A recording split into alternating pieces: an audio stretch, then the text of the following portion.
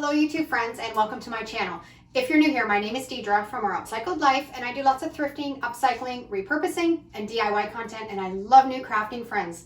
So make sure you like, subscribe, hit the bell for notifications so you don't miss any great DIY content. Today's video is chock full of inspiration. I have been really busy and I have so many projects to show you that I've been creating. A lot of that, what I've done, I've already made full tutorials on, so I'll make sure when you go down to the description, they're all listed there if you want to see exactly step by step how I did some of these projects. But I have a whole bunch to show you, so we better get at it. Let's get started. Now I usually do these wrap up and what I've made this week videos in my shed. I'm in Ontario, Canada. It's gotten really chilly and it's a little bit difficult to be working out there now that fall is settling in. So I'm up in my craft room. So I have a huge pile of everything that I've worked on in the last couple weeks and I want to show you everything. So I'm going to go through each one of these things that I've made. If you see something that you like, I'll let you know whether I've done a full tutorial on them, because a lot of these I have. So you can go back and you can check that out and you can go through the step-by-step process on those videos.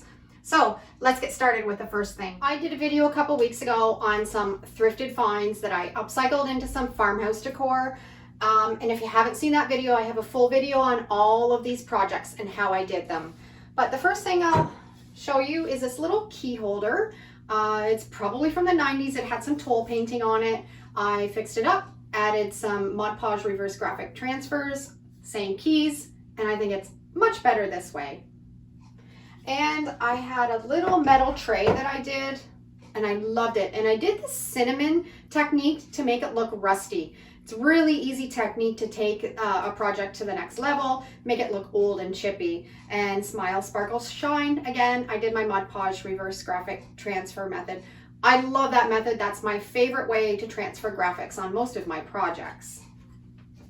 A cutting board that screamed 90s and it needed to be refreshed.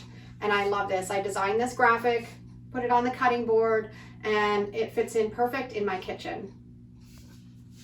And I found a Kleenex box, or a Kleenex holder, again from the 90s. It was really screaming 90s, and I fixed it up, added a bless you graphic and a box of Kleenex in it, and I think it's super cute.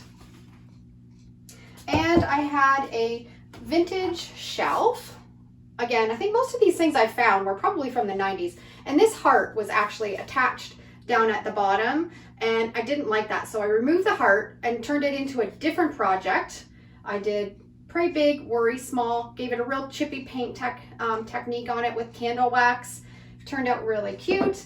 And this is the shelf that I created from that original shelf. And I love it also.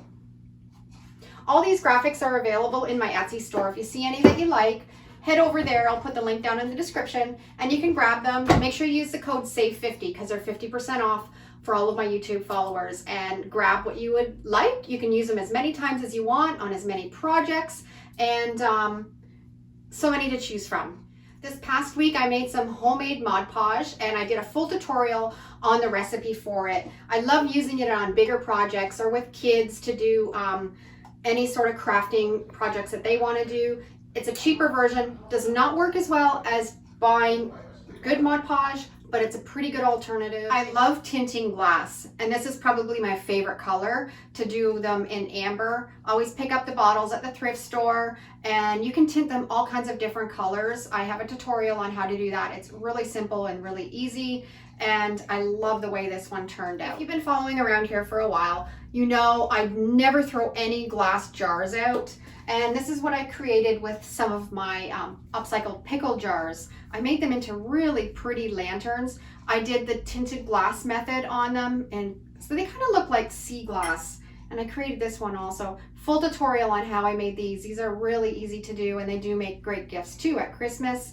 You just need some jute twine. I buy all my twine at the dollar store, hot glue gun, and the tinted glass method, and you've got the process to make lanterns. And I made this from a pickle jar, Farmhouse Blessings. And I think what I might do with this one is I might do my colored tinted glass on the inside and maybe have some utensils or something that I'll keep in this. I was fortunate enough to do a collaboration with Cricut, and I got all set up with my own Cricut. I have an Explore 3 and I have been going crazy making stuff. It doesn't replace a lot of your crafting projects. There's just some things though that you can't do without a Cricut.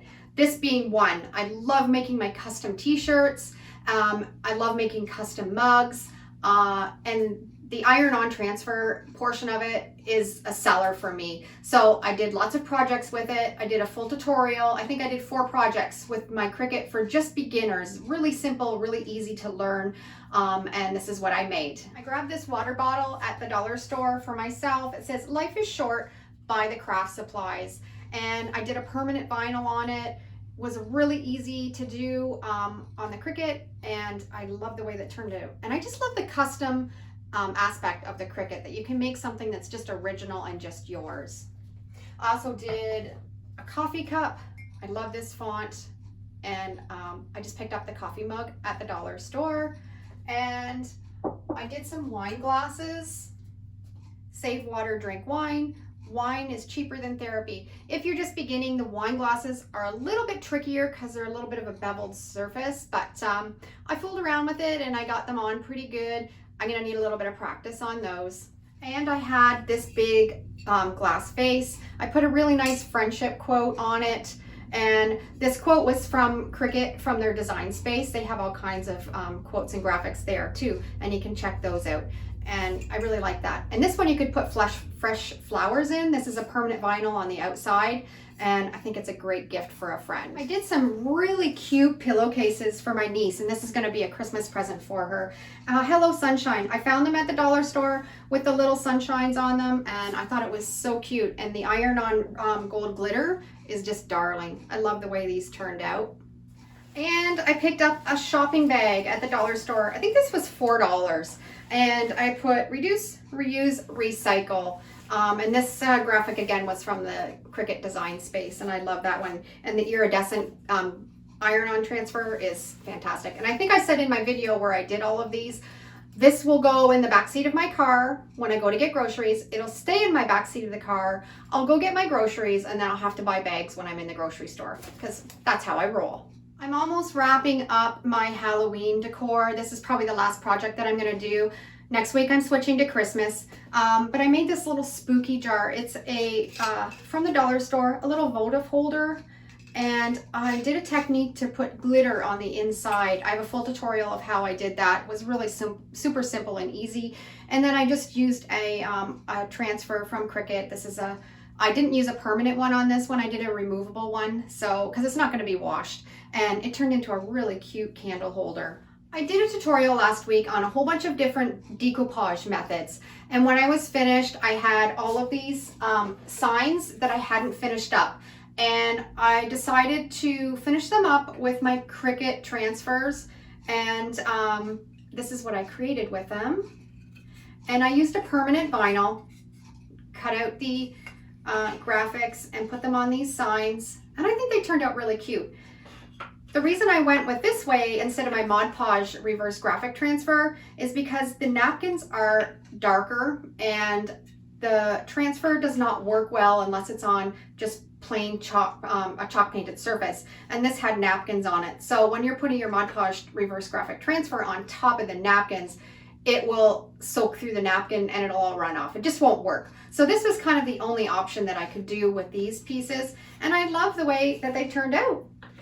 It's not my favorite way of doing signs. I really love my Mod Podge reverse graphic transfer method because it's rustic and it looks really old and aged. But if you wanted to put a background of a napkin or a color, something like that, this works perfect. And we're gonna wrap up the video with all kinds of signs. I did all kinds of wooden signs. I had a whole bunch of scrap wood that I stained with some homemade brown stain, and then I painted them with some white chalk paint and put on my Mod Podge reverse graphic transfer. And I used a whole bunch of different graphics that I have. These are all available in my Etsy store. You can check them out. But don't be gross, wash your hands. I also did this one on a bar of soap. It turned out really super cute. Be awesome. Snowflakes are kisses from heaven. This is one of my most popular sellers at Christmas time. It's a really nice quote to give to a friend that's maybe lost a loved one during the year. And then another, wash your hands. I did this one also on a bar of soap. You can make it into a sign. It was really cute. Life happens, coffee helps. Vintage Junkie. This one also, I did Thrifting Junkie. Both of these are available to purchase too. They make great signs. They make great iron-on transfers. One of my favorites, Coffee House. I love this one for a coffee bar in the kitchen. And a laundry sign, laundry, same day service. Again, these are all just made on scrap pieces of wood. I very rarely buy any wood. I am able to get some wood out of our dump wood pile, or I have my friends save scrap pieces, so I always am able to have wood available to make signs too. I love this one. This is very farmhouse feel. East Side Dairy, milk, cream, cheese, and butter. And another coffee sign that would be great for a coffee bar. I love the big bold letters on this one. And a bathroom sign. I love this font. This one's actually going in my bathroom. It fits my decor perfect. And actually with a lot of these signs, what I did was I took my X-Acto knife and I actually chunked out the wood all along the outside edge, and it gave it a real nice rustic old piece of wood look that you can't achieve with a brand new piece of wood. Now I've just started making some of my Christmas signs. I know I'm probably a little bit behind, but I don't like to rush the season. I love to make Halloween last right until it's almost Halloween before I make the switch. But I love this one and I love the graphic. And I just added a little twine to it. Gives it a real farmhouse feel. I save every little piece of scrap wood. I very rarely throw any out. And this is the exact reason why. I can go into Home Depot. They have a scrap wood bin that you can go in and you can grab any wood that you want for free. I always find this size of wood in there. And these are my best sellers for any holiday. I just add some fun graphics on them. And they're perfect for tiered shelves, for putting on a cabinet, stick in a stocking, or even stick in your Christmas tree. And they're so much fun. And I have all kinds of different graphics that I put on them. Merry Christmas.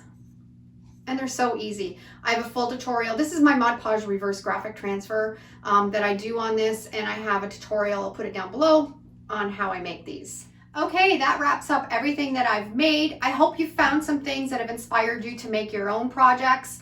And like I said, I'll have down in the description all those tutorials so you can go back and you can watch them if you see something that you like.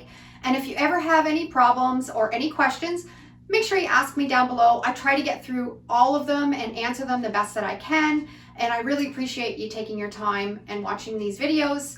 And have a good day, and we'll see you in the next video. Thanks for watching.